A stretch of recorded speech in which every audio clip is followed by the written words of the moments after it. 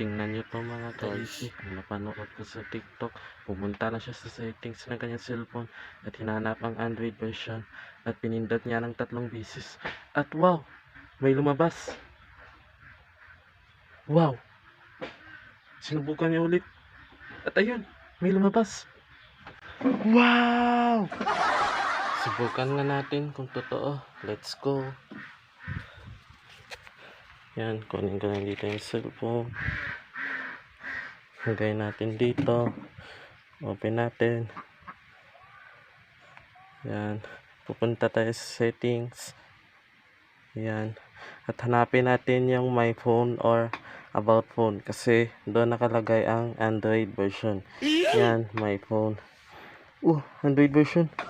Kala ko na ako. Excited ako. Ito pala. Pindutin na natin. In 1, 2, 3. Wow! May lumabas. Wow, gumagalaw pa siya.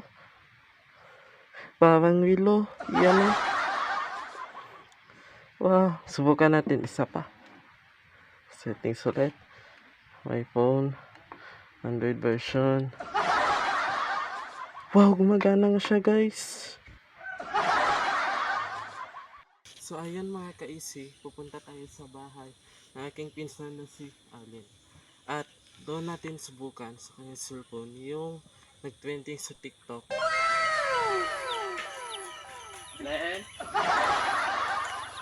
So guys, ito na po yung kanyang cellphone guys. Subukan natin kung gumagana. Punta tayo sa settings. Sa about phone. Yan. Tapos sa Android version. Yan, gumagana nga guys. Yan. Gumagana nga. Tapos may lalabas na 11. Wow guys. Iba-iba guys yung lumalabas kapag iba-iba yung cellphone. So yun naman guys. Ba't na naman tayo sa kumpisan at doon naman natin subukan yung nag-trending sa TikTok. Tara.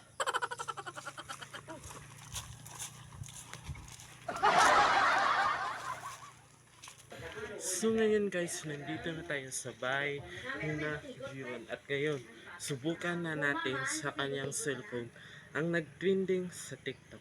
Tara.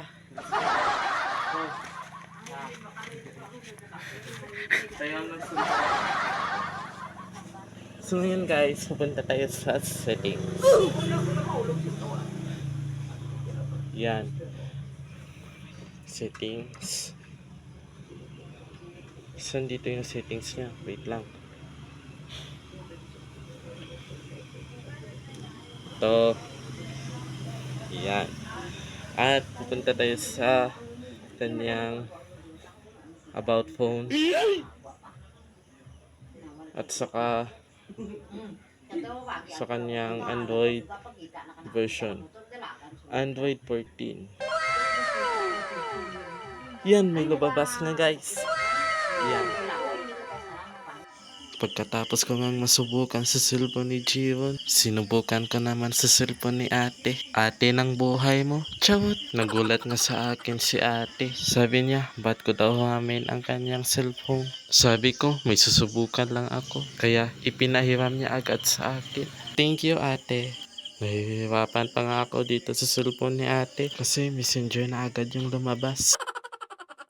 Subukan nyo rin ito guys, tiyak nagagana ito sa inyo. Basta sundan nyo lang yung ginagawa ko. Pasensya na guys, hindi ko na tinuloy ang background audio kasi maingay. Susubukan ko na sana guys, kaya lang may lumabas na conversation. Kaya sinubukan ko ulit. At yung lumabas ay katulad ng Tecno Spark Go 2023. So ayun guys, kapag pareho pala yung Android version ng isang cellphone, pareho yung lumalabas. Kagaya kanina ng Tecno Spark Go 2023, ang version niya nito ay Android 12. So ngayon, yung version naman dito ng Vivo Y15 ng aking ate ay Android 12 din. So pareho pa yung lumalabas. So ayun na nga mga guys, nandito na lang tayo. Huwag niyong kalimutan na mag-follow sa aking page, John Paul. at ilike nyo ang video na ito kung nagustuhan nyo. Let's make easy! Bye-bye!